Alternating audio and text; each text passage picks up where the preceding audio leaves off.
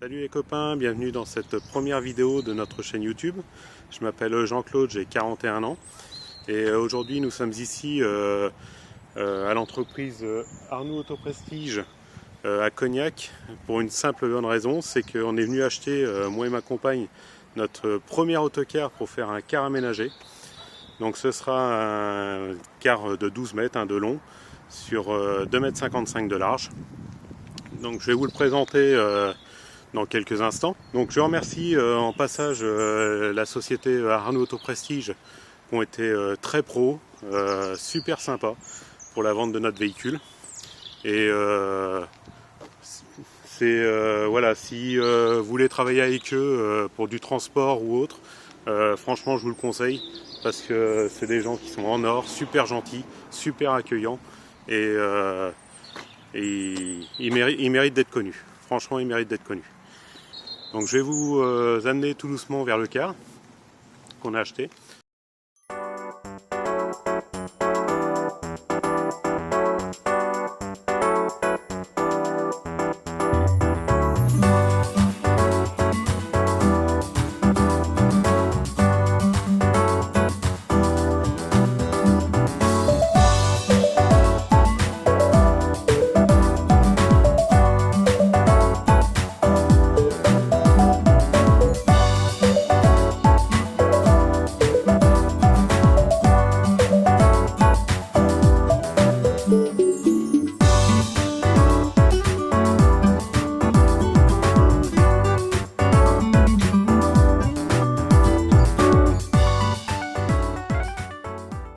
Donc le car en lui-même se trouve que c'est un Vanhoul T915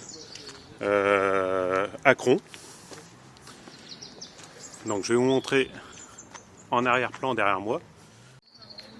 Donc le véhicule ici présent, c'est un Vanhoul T915 Acron. Donc, comme vous pouvez voir là, il est juste gigantesque. Donc pour vous donner un peu les caractéristiques, il fait 12 mètres de long, 2,55 m de large pour une hauteur à peu près de 3,60 m. Les soutes elles font environ 1,10 m de haut et l'intérieur au niveau des sièges on est environ à 2 mètres. Je vous fais une présentation vite fait là chez le vendeur, mais je viendrai un peu plus en détail une fois ramené à la maison. Donc on se laisse ici et je vous reprends tout à l'heure une fois qu'on est rentré pour vous détailler un peu plus le véhicule.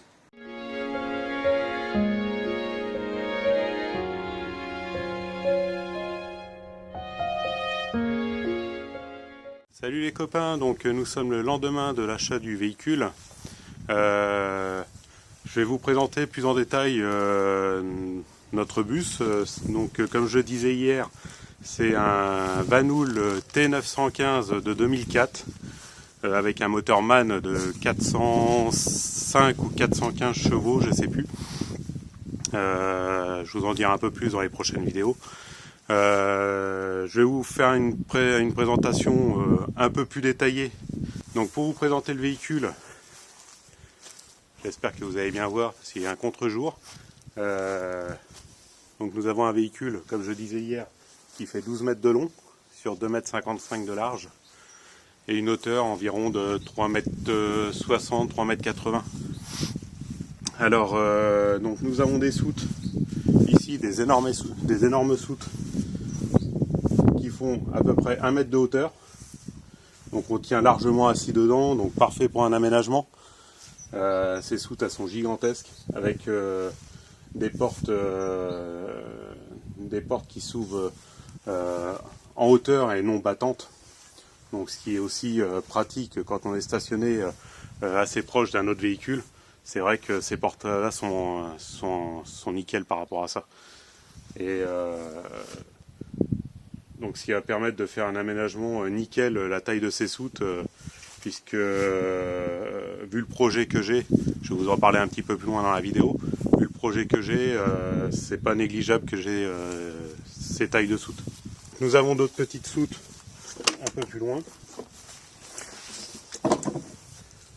Donc ça fait des petits rangements, donc qui vont être pratiques, comme ici pour faire mon coffret gaz. Ça va être plutôt sympa, je vais l'isoler et tout, donc je vais sûrement faire mon coffret gaz ici. Un peu plus loin, donc au-dessus des passages de roues. Donc au-dessous on a des soutes traversantes. Donc parfait pour ranger des tables, tout un tas de petits accessoires qui sont assez longs. Et dedans je vais faire mes gaines techniques, donc passage de tuyaux et ainsi de suite. Donc ça c'est génial aussi pour l'aménagement. Ceux qui sont équipés de ce genre de soute, c'est vachement pratique, quoi. Donc encore derrière, donc on a une autre soute avec tout ce qui est coffret électrique concernant le véhicule. Donc ça doit être tout le câblage qui permet de faire fonctionner le moteur, hein, tout simplement, et tout ce qui est périphérique. Donc tout est conditionné ici, isolé par un plexi, donc c'est super propre, quoi. Donc encore derrière, donc on a une autre soute. Donc ici, je vais sûrement aménager en bas je vais mettre mon générateur, donc mon groupe électrogène.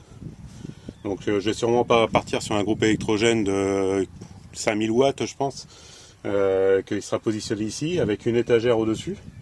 Et juste au-dessus, je vais avoir mon Webasto, donc un Webasto à eau, puisque dans ce véhicule, je vais faire entièrement un plancher chauffant. Donc un plancher chauffant hydraulique, donc tout en eau. Donc ici, il y a le Webasto d'origine qui va virer, hein, forcément, puisque c'est très énergivore et je vais pas garder ça, quoi. Donc à l'arrière, nous avons le fameux moteur, donc MAN. C'est le moteur de 405 ou 415 chevaux, donc c'est un très gros moulin, hein.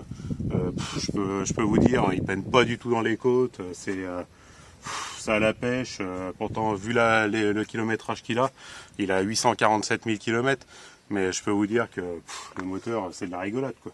Je pourrais tracter derrière, bon, ce qui est prévu, hein, je vais y mettre une remorque, mais faut mettre ma voiture dessus, mais c'est de la rigolade. Le moteur il peine pas un poil.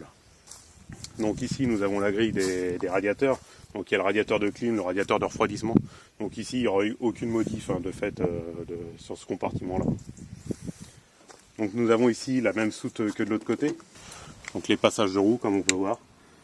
Et donc pareil, ça va servir de gaine technique et de rangement pour des objets qui sont pas très hauts, quoi. Donc un peu plus loin, on a une demi-soute. Alors pourquoi une demi-soute? Puisque en fait là-bas j'ai encore le WC d'origine, donc qui va virer, hein. Le WC d'origine je ne garde pas. Il va dégager puisque il y aura une autre toilette en haut, en fait, hein. Donc le WC ici, j'en ai pas besoin. Ça va dégager. On a eu la chance sur ce modèle là, c'est qu'il y a l'aspirateur centralisé, donc ça c'est génial. Je vais vérifier s'il fonctionne bien et je vais le conserver. Donc c'est génial avec ce véhicule là, le propriétaire nous a vendu le véhicule tout entièrement révisé. Les 6 pneus sont quasi neufs, ils sont neufs à 90%. Il y a entièrement un jeu de courroie, il y a un jeu de courroie complet, voire 2 jeux de courroie complets pour le véhicule. Après, au niveau moteur, il a été révisé. Franchement, il est nickel. Il est nickel. J'ai rien à refaire au niveau mécanique et carrosserie. J'ai juste un petit pet de corrosion. Le seul pet de corrosion que j'ai sur ce véhicule, qui a quand même, il est de 2004, hein, qui a quand même 20 ans, c'est juste ici. J'ai juste une bidouille à refaire ici et voilà, c'est que dalle, quoi. C'est que dalle. Donc on repart sur une base vraiment très saine sur ce véhicule, quoi. Donc la même soute traversante ici, avec le coffret de fusible qui est juste là, donc qui se déboulonne et en fait qui s'incline, et on a tout le tableau de bord de fusible du véhicule. Donc il y en a une partie déjà, je ne sais pas si vous allez voir sur la vidéo, qui est entièrement ici, et il y en a encore une autre partie qui est donc sous la tôle. Ça, je vais peut-être y avoir besoin d'accès pour notamment débrancher tout ce qui est éclairage et intérieur, tout ça. Donc je vais sûrement avoir besoin de toucher dans ce bornier là. Et après, devant, donc on a la chance, nous on dit qu'on a la chance, mais pour d'autres personnes c'est peut-être une contrainte, je sais pas. Mais nous on a la chance d'avoir une porte conducteur. Donc c'est assez pratique parce que bon, moi j'aime pas me lever du siège, passer là-bas. Tout ça, c'est aussi sympa de descendre de ce côté-là pour soit faire le plein de gasoil ou autre. C'est quand même plus pratique. Enfin moi je trouve. Après, il y a d'autres personnes qui la condamnent. Bon, c'est chacun son choix, quoi. Sur ce véhicule-là, ce qui est bien aussi, c'est qu'on a deux trappes à gasoil.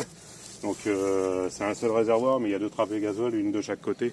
Ce qui permet, quand il y a deux pompes, ou une pompe d'un côté ou une pompe de l'autre, ça évite de tirer le tuyau, puisqu'on peut pas de toute façon sur ce type de véhicule. Donc ça évite de se garer forcément dans le sens de la pompe. Là on a le choix, donc c'est très bien, quoi. Donc comme vous pouvez voir, c'est au niveau du pare-brise, c'est gigantesque. On a une vue là-dessus panoramique, c'est génial, quoi. C'est génial sur ce véhicule. Après, il nous restait une soute devant.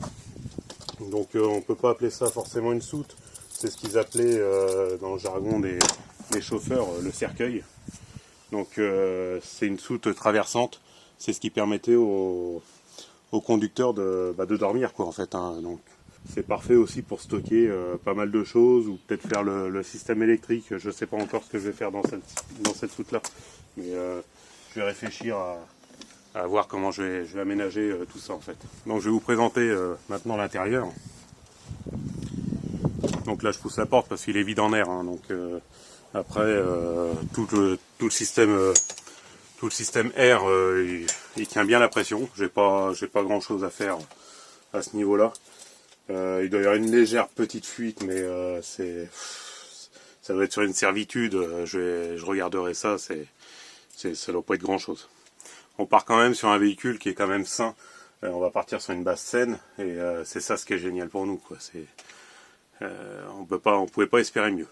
Alors pour vous montrer donc l'intérieur, donc c'est un 59 places. Il fait 12 mètres de long, comme je disais. Donc tous les sièges vont être retirés, hein, classique, hein, comme tous les aménageurs y font. On va retirer tous les coffres. On va tout réisoler.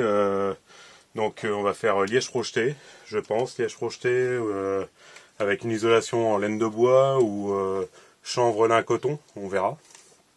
Donc par rapport au coût des matériaux. Les seuls sièges qui restent, donc ça va être un 6 places carte grise. Donc les deux sièges qui vont être ici devant. Et les 4 sièges qui vont être ici. Donc le poste de conduite, pour vous le présenter. Donc c'est une boîte semi-automatique avec embrayage. Donc, la boîte semi-automatique avec embrayage, je la connaissais pas, je vous avoue. C'est une première pour moi, mais ça se conduit relativement bien. La seule différence avec une boîte automatique classique, c'est que faut appuyer sur l'embrayage et la boîte calcule par rapport à votre vitesse et par rapport au régime moteur la vitesse à laquelle il doit s'enclencher. Après, voilà, c'est un système de boîte que je connaissais pas, il n'y a pas beaucoup de personnes qui la connaissent, mais ça va bien, franchement ça va très bien, et ça fonctionne très bien. Donc après, bien sûr, comme tout le monde, on va enlever le chronotachygraphe, l'éthylotest, puisqu'il ne servira plus, une fois le passage à Adriel fait.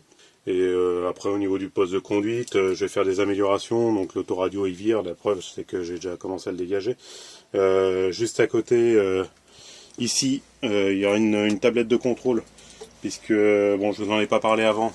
Dans la vidéo, mais cet autocar, je vais le faire entièrement connecté.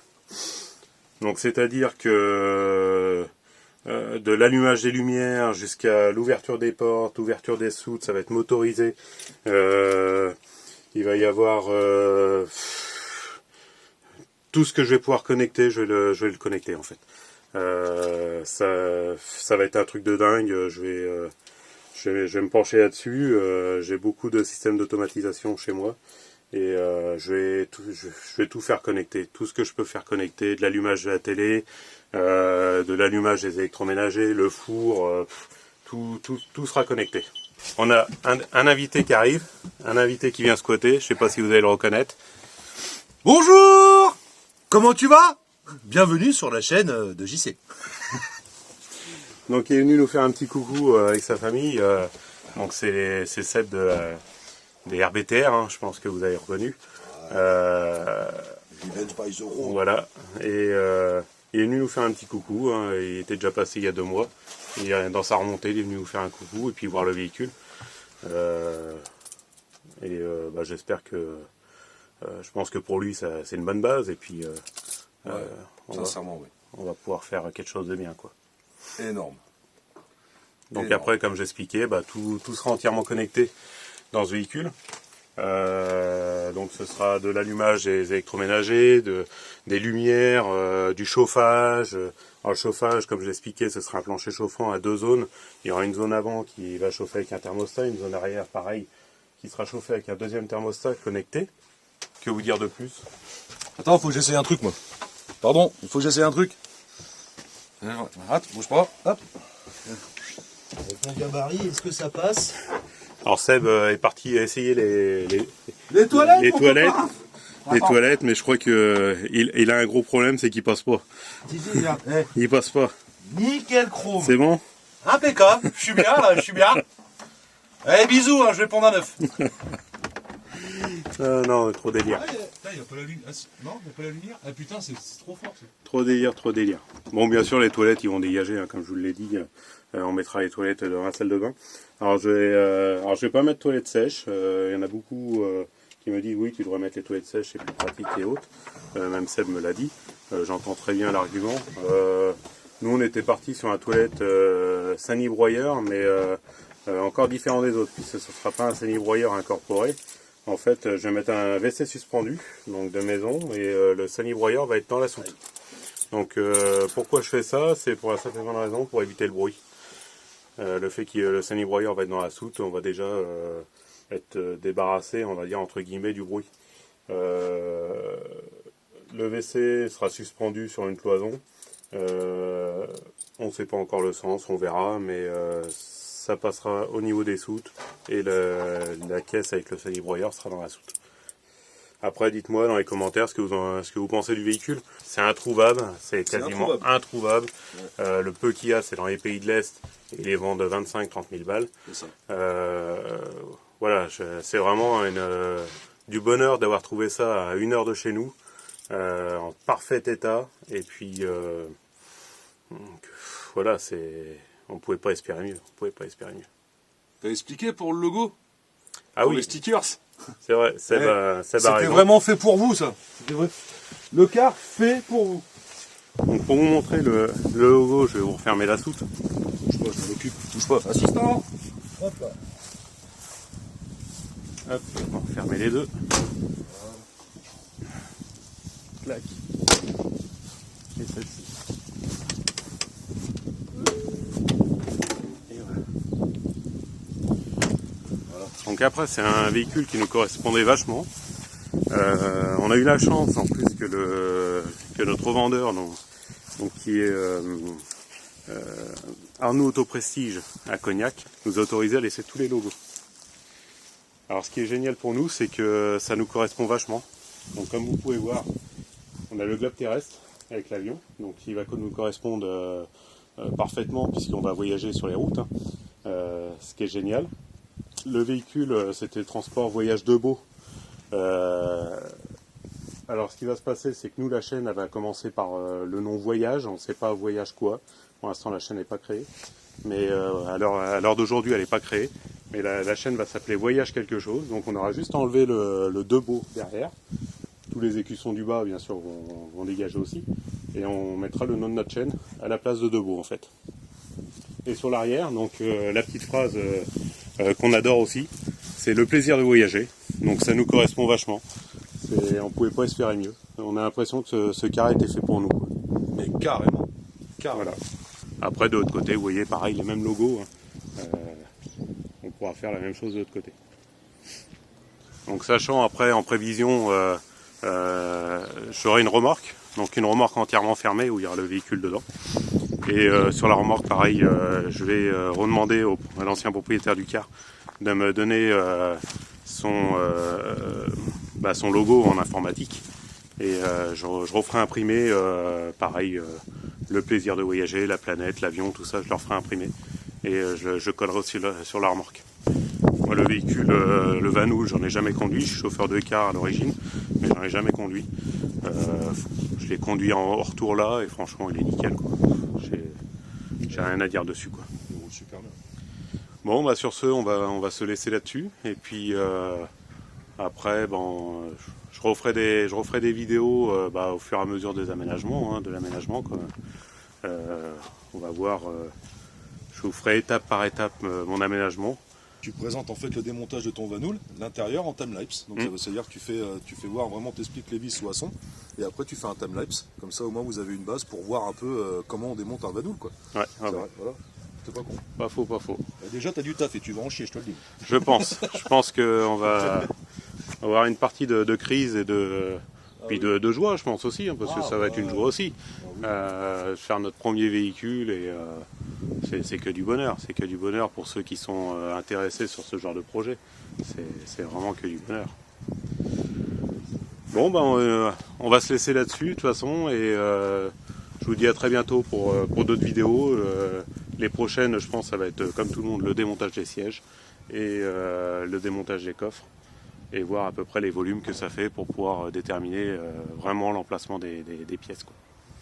Bon allez, on se laisse là-dessus. Je vous dis à bientôt. À plus tard. Salut, bye bye.